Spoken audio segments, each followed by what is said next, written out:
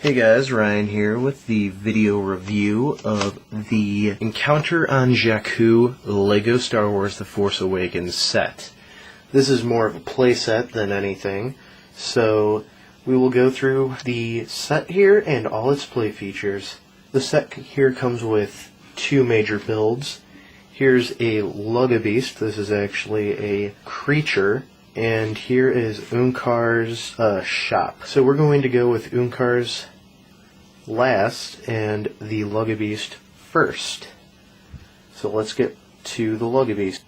Alright, so here's the Lug-a-Beast. It's actually a very good size and very fun build. It actually feels like an old school Lego dinosaur, if you remember those back in the day. So the articulation in this thing is actually very nice. The head does go up and down, and it's very nice by Lego standards, I should say. The legs do move. I'm just going to move that one for you, but they all do that. And there is actually a nice seating area on top right here where you can put your minifigure, aka TITO. So he could sit there, and then on the other side, you just put his lance, or whatever you want to call it, right to a piece there. And there you have TITO on his Lug-a-Beast. Okay, so this is the main attraction, which is the shop here, which there's actually a lot of detail into this. So I'm going to do a detailed 360 and then we'll cut and I will show you the features. So up front here, we have a really nice looking cell right there where you can put Unkar in and he can actually see inside, or you could see him inside. And as you can see, perfect light on that and everything. Unkar is right there. Not that much else on this side, so let's go right here, which this is like basically the entrance here, which is very nice. It was very nice to build. Awning on top of it. And very detailed. You even get battle droid legs here. This side right here is very nice. You get a workbench. You get something that I will show you in a minute. It's just a very nice build on the table here. Just 3 pieces, making it look really nice. And then you get some detailing right there. And then on this side, you get a little box full of spare parts and just another nice, like, sort of awning, sort of just cover to keep it going. That can go up and down so you can switch up sunlight. So the first and probably the most important play feature here is that you can open this to put characters inside, such as Unkar. And I will show you really quick some detail on this. So you can get Unkar's stud shooter gun, or as I call it, the shotgun version of the shooters. You can get your portions in here, and then you get some extra studs to shoot in there. You get a light up here, some drinks, a coffee mug, and just a little quick build there that is supposed to be some sort of drink, I believe. So yeah, with that you can put figures right here. You could put him right there, and then you just close it up, and he's in there. Another feature here is if you move this, you pull this out, you have a spare pistol in there, which is really nice because always could use more pistols and everything, and easy to lock back up. You just close that right there. That's because this little slider piece gets covered. You can also, lastly, build a spare battle droid. This build right here, the spare pieces in here, the spare legs right here. So, little hidden minifigure in there, which is very nice. So let's move on to the minifigures. So like the last review, how we're doing this is we're going to go from greatest character in the set to least greatest, and I will have my reasoning on why that figure is the greatest, or in whatever position it is. So let's start with Unkar. So here's the Unkar figure in all his glory. He actually looks out of the norm for LEGO minifigures, which is why this figure is number one.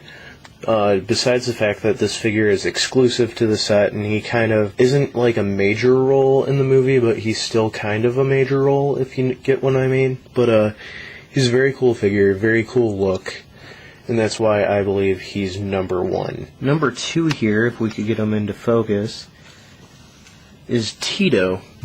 And I believe that if I've read the books correctly, and before the Awakening, this is actually a race. It's not the person's name. So this is TITO. He's the second greatest figure in the set because basically the only really cool looking part of him is his head. And really, you can't have him without having the Lugabeast, while you could have Unkar and Rey and BB outside of the set. He does have exclusive printing, which to me looks like a Tusken Raider sort of look, and he has nice printing on his legs, so that's another plus. And then his head is a exclusive mold. So I feel like if Tito's are a race, they're going to be this trilogy's version of Tusken Raiders. So here is the third greatest figure in this set, which is Rey. Now, I bet people are confused on why I chose Rey over BB-8, and it's a simple fact of BB-8 is actually in 4 sets while Rey is in 3. And that is literally the only reason. I know that in the future we will probably have more Reys than BB-8, because we have more Lukes than we do R2s. But as of right now, this figure is second place to last, so third place on this set. And that's for the time being. If this were 5 years in the future, BB-8 would probably switch out with Rey. So all in all, they're pretty much tied on this. I mean, it's basically the same Rey as the other 2 sets, so there's nothing really exclusive about this figure, which there's never a problem with not being exclusive, but compared to Unkar and TITO, she's third place. And last on here is one of my favorite new characters, which is BB-8. Now, the only reason, like I said with Rey, that he's last place is because there's more of him than anybody else from The Force Awakens. And also, I was putting this into consideration with BB here. I don't think we will see another BB unit in the movies or anything, so I highly doubt that LEGO will be making different variants of this BB-8 look. So, yeah, let's close this out with some final thoughts. So, for final thoughts here, this is a very good set for $60. And in all honesty, I'm very, very excited to integrate this into my city. I've had thoughts on it for a while. And BB's hiding back there, I just realized. But, yeah, I like Unkar. I like the Lugabeast. I like the shop. And something I forgot to mention with Rey, I'm very happy she comes with the staff. Even though this staff is easy to build, it's nice to get these pieces in black. And I know they're common, but you can never have enough black lightsaber hilts. So, I'm actually very excited that I only need one more set for The Force Awakens. I may do a collection set of that, but the only downside is Takodana's kind of taken apart just to be part of the Lego City, but I mean, I can show you what I've done with that on there. But yeah, very fun build. Very enjoyable sets, very nice figures. So it's a bargain. It's not really a bargain for $60, but it's worth spending $60. So for final thoughts, I give this set probably, I would put it at A-, maybe a 9 out of 10, maybe I'd argue for a 10 out of 10, but I'd say a 9 out of 10. Just kind of wish that the Unkar's Thug figure that is in the, I think it's Chronicles of the Force book, I think it's called. I wish that figure kind of came with this set, just so that way you don't have to spend $20 extra just to get the whole Force Awakens series figures. So yeah, please like, comment, and subscribe, and tell your friends about this YouTube channel, and have them subscribe too. Alright, have a good night.